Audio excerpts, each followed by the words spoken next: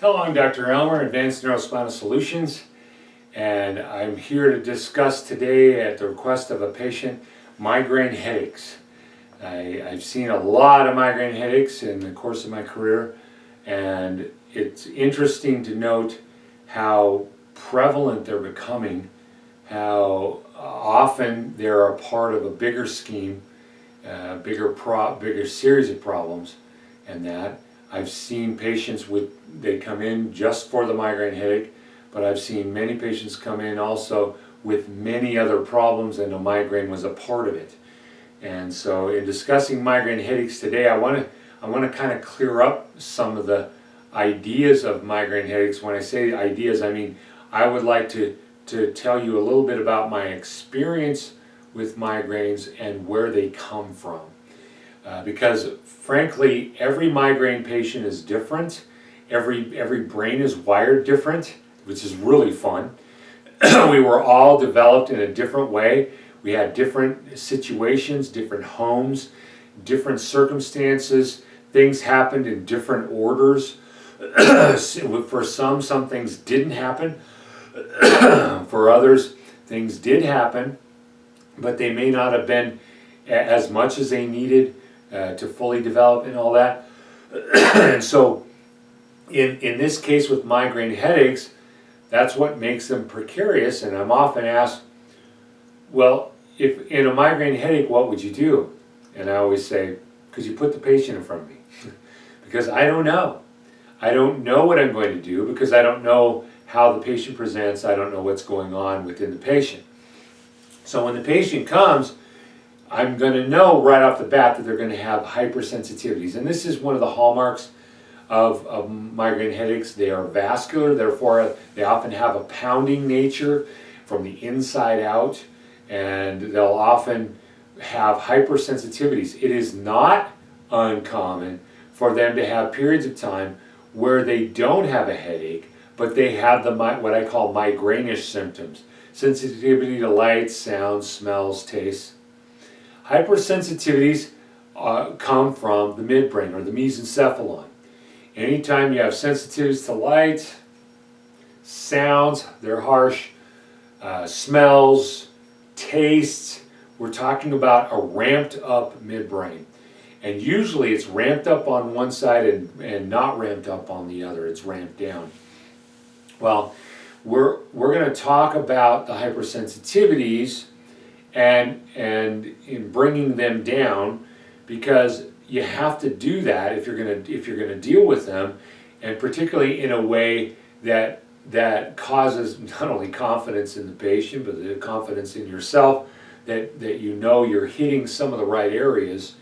But getting rid of the symptoms doesn't mean you're fixing the problem. Getting rid of the symptoms at least tells you know where the symptoms are coming from.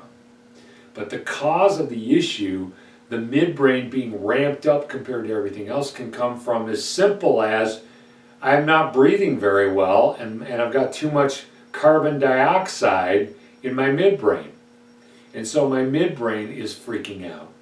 It ramps it up. Now, one of the things that we learn in neuroscience is that the parts of the brainstem and the parts of the brain are actually not only contiguous, but they are a part of one another.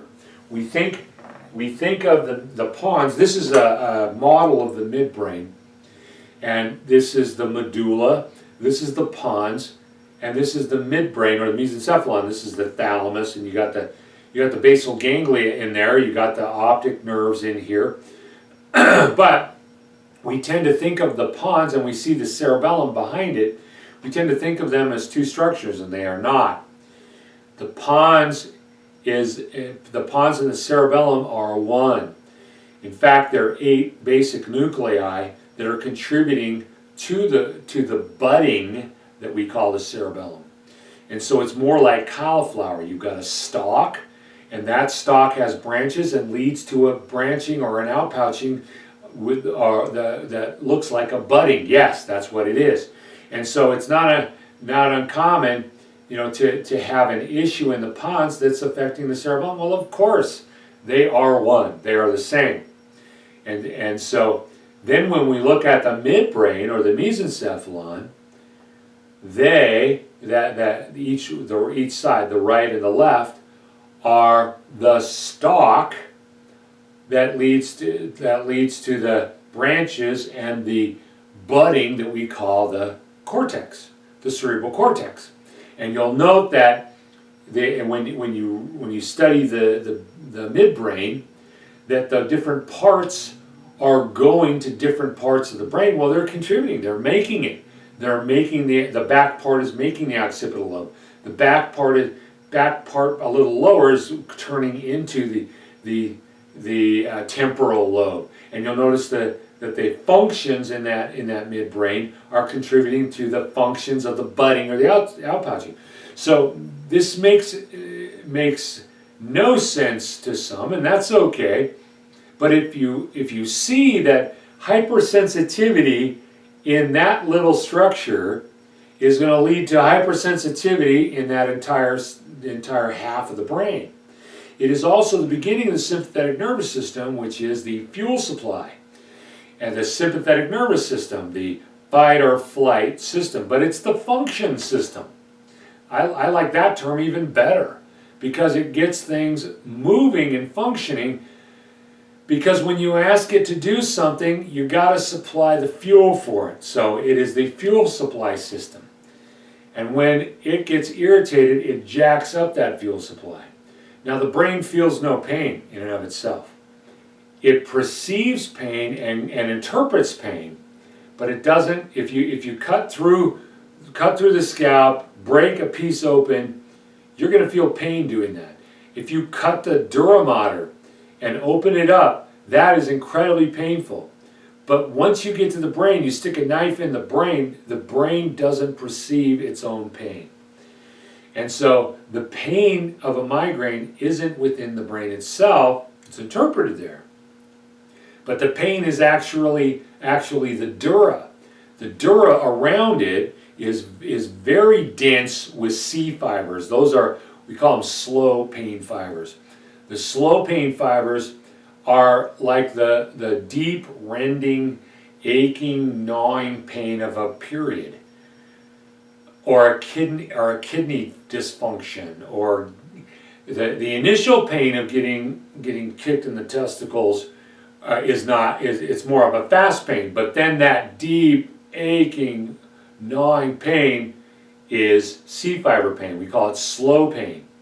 Well, it is chock full of it. And the blood vessels that are in the dura, when they are expanding because the sympathetic nervous system from the mesencephalon is telling it to ramp up, they're opening up and stretching and causing that ba-boom, ba-boom, ba-boom, and causing you to have an incredible dysfunction from it, discomfort from it, but it also dysfunctions everything else, right? It takes over your body if you got a migraine. If you ever really had a migraine, you know what I'm talking about.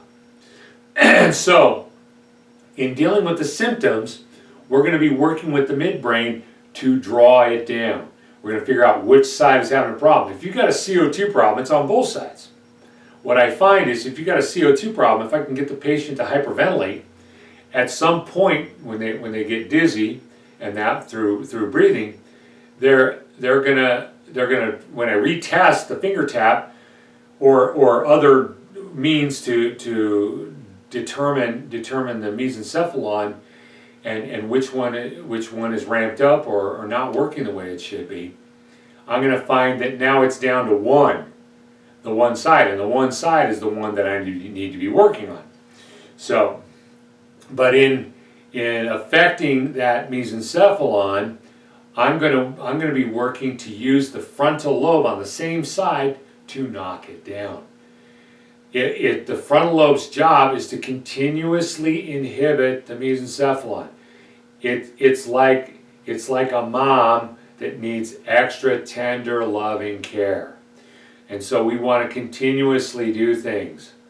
Flowers, candy, notes, kisses on the mirror. All the things that we do to let mom know, hey, relax, you're doing great, we love you, don't forget. We love you. I love you, right? Well, the midbrain's like that. And the reason it's only on one side is running higher than the other. So if I have a high-flying frontal lobe on the right, it's going to be inhibiting, through the reticular formation, it's going to be inhibiting the midbrain, the mesencephalon. As it inhibits the midbrain, it's taking a chill pill. The one that's running lower, particularly on the left in this case that we're talking about, it's not inhibiting as well. And so its frequency is coming up. When you get past a certain threshold, that midbrain can become very sensitive to anything. And that's when we start to have sensitivities to light. Now, the sensitivities to light are coming in to the back of the midbrain through the visual system, and when it goes to the back of the midbrain, it's going into the superior colliculus. The superior colliculus, it creates the map of everything that you see around you. That superior colliculus is where that sensitivity is, and so we use ways to draw that down.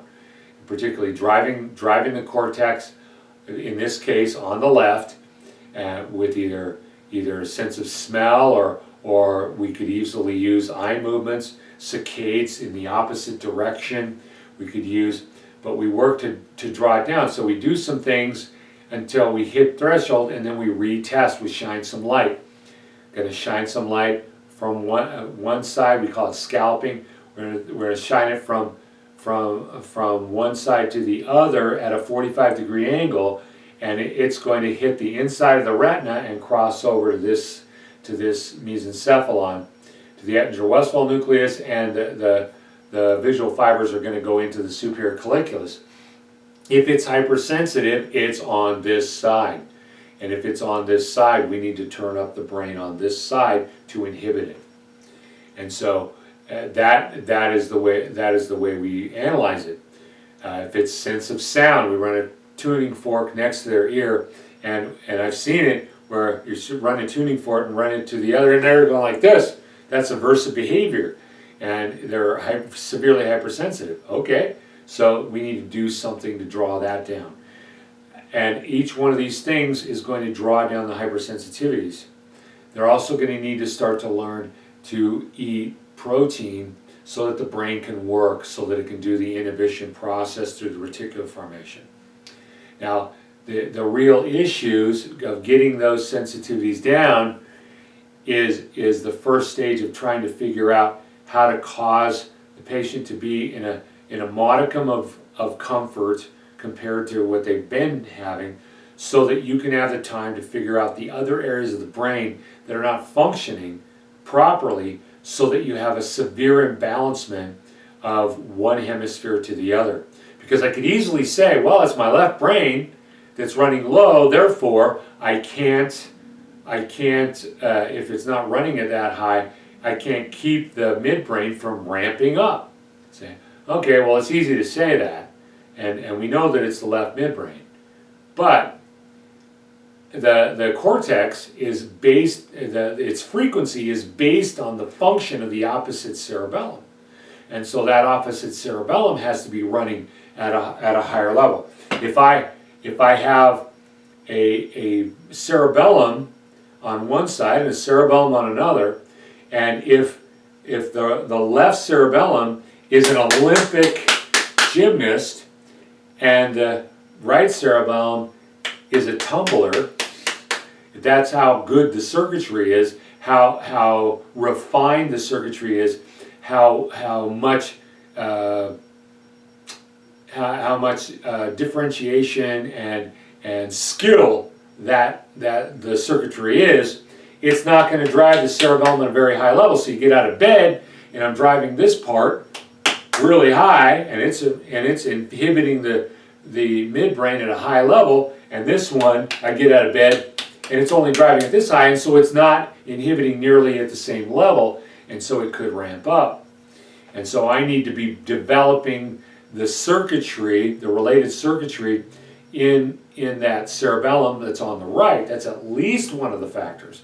I could also be dealing with significant issues in nutrition, because the patient's not eating the kind of foods that support the brain and brain activity. And we talked about that before. 3 things you got to have for the cell: oxygen. That makes sense. But if you got a kid, if it's a kid with migraine, you got a kid with asthma, and a kid with hypoglycemia or even juvenile diabetes. Whoa, we talked about oxygen, but then the next thing is carbs and sugars, right? And so if the patient has hypoglycemia or diabetes, it gets up to bat with 2 strikes against it. Then it has to activate the nerves.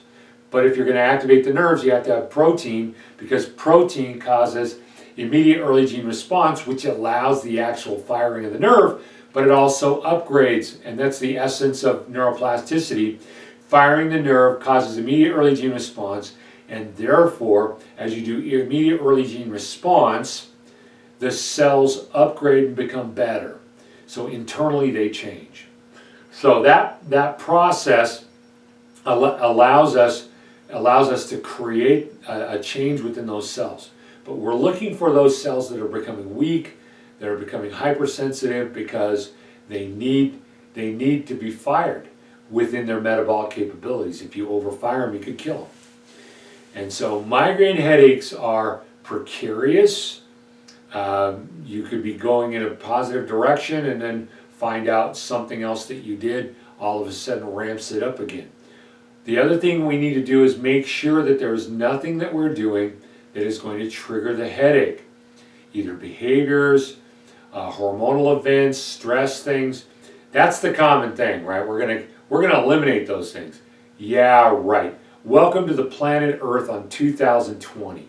It's not going to happen, but we can soften those, and we can eliminate the things that we take into our bodies.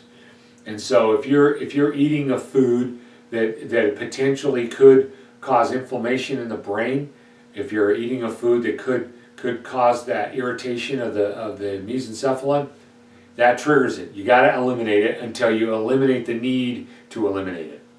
And that means you got a likely a leaky blood-brain barrier, and you got to seal that up so that it's no longer a problem. And we'll go over that at another time. But all of those are issues in migraines.